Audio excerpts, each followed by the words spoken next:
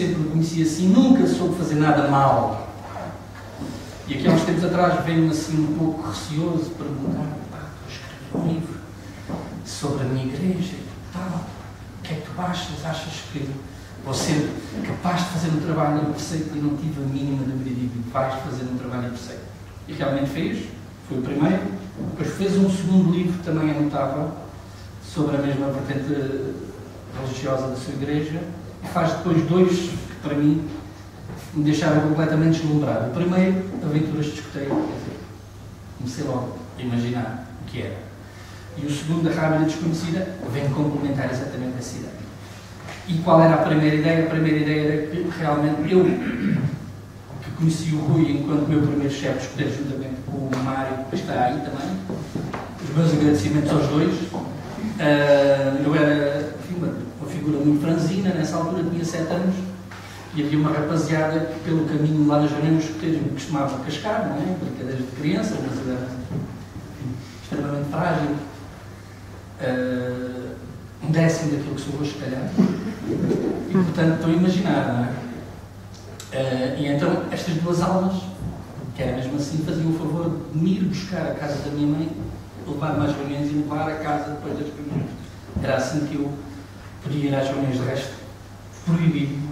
A minha mãe proibiu-me de fazer isso sem que fosse acompanhado.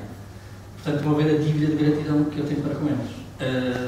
Além de tudo mais, depois também a vivência com os chefes dos escoteiros que éramos, novitos, pequeninos, que éramos meninos dos 5 à volta dos 10, talvez nem tanto, e a recebermos ensinamentos destas duas almas bem bondosas, muito nos ensinaram, como recuperarmos a sede, até fazermos campanhas de agregação de fundos para aí fora.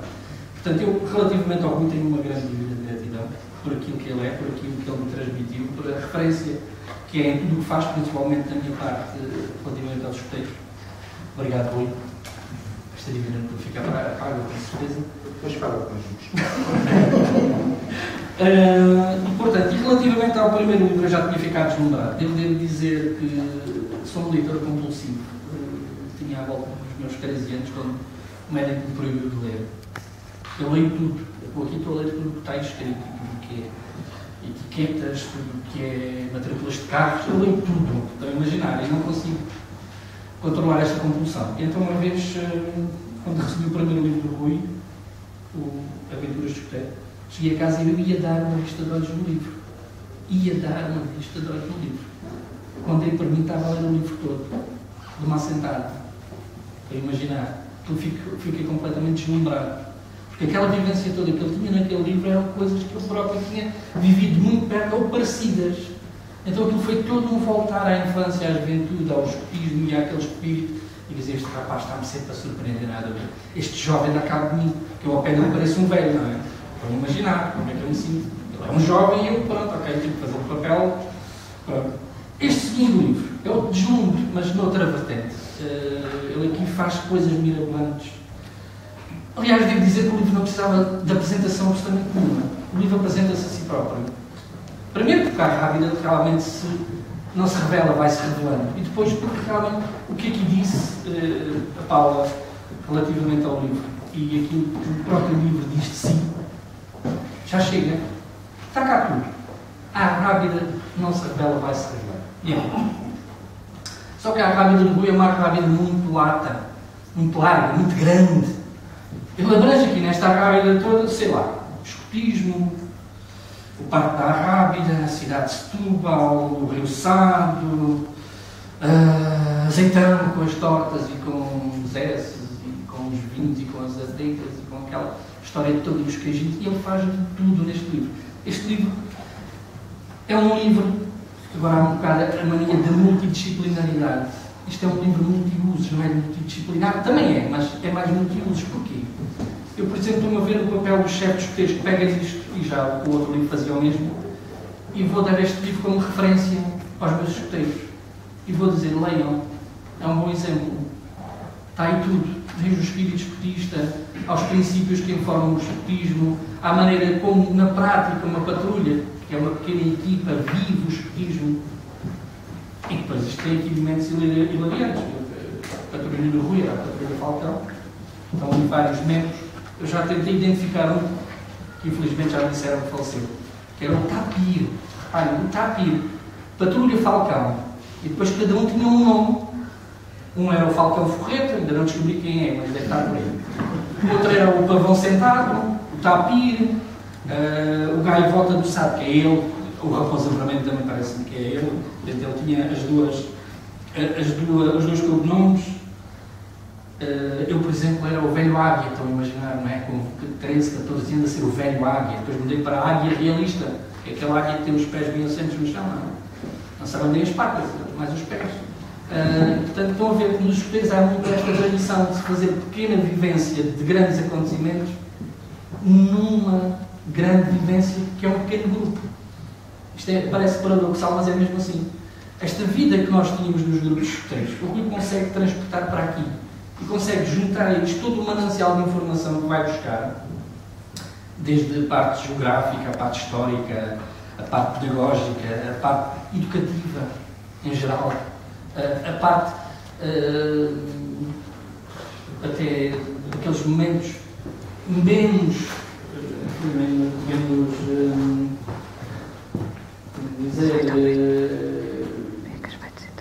importantes, entre aspas, que por si próprios, ao serem inseridos da maneira como são, se tornam importantes, curiosidades, e tudo isto é delicioso. Para vos dar só um exemplo, a Arrábida do Rui é tão lata que ela engloba aquilo que eu já vos disse e engloba outras coisas. Será a descoberta da Arrábida uma dessas coisas?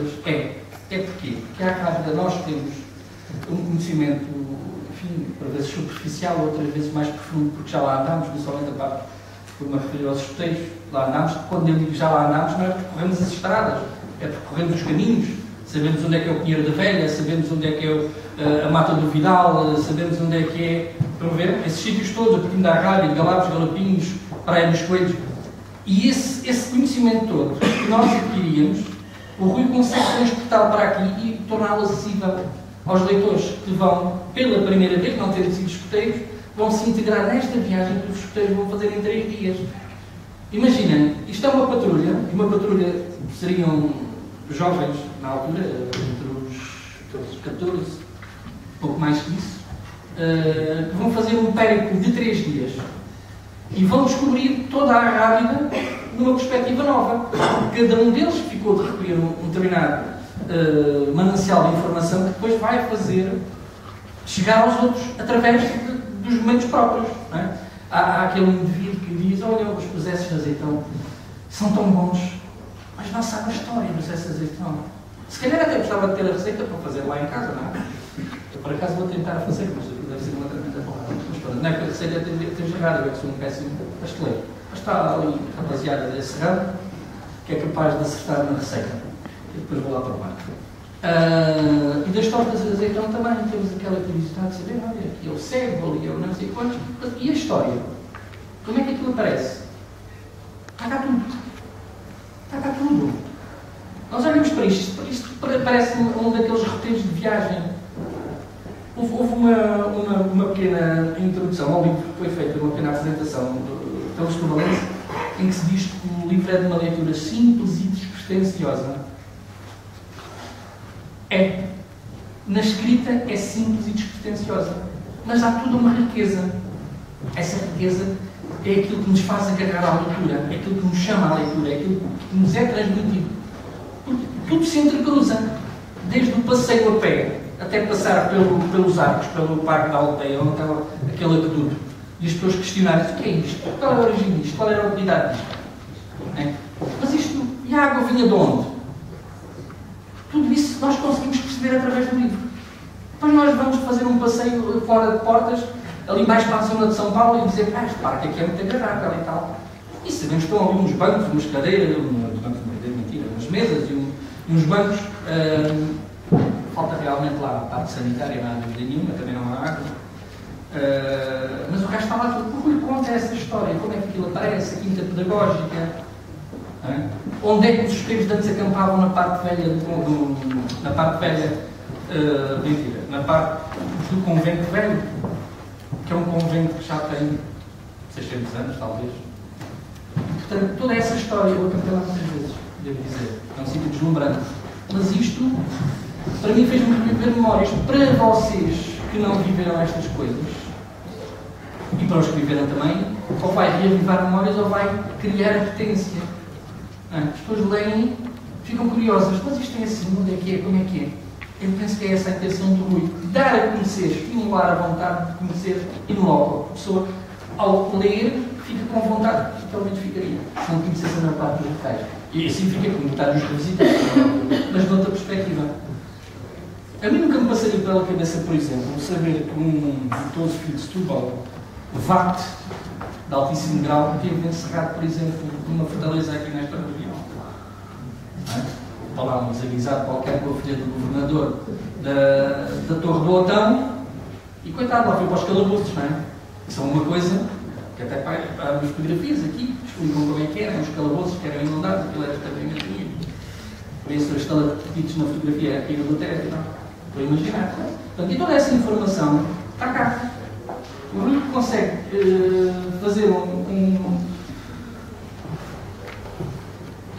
um entrecruzar de informação de tal forma que nós, ao fazermos aqui uma pequena viagem imaginária pelo roteiro do parque, começamos a ver quais seriam os pontos de interesse. E acreditem, a todos os pontos de interesse que nós juntamos, ainda há outros que não conhecemos.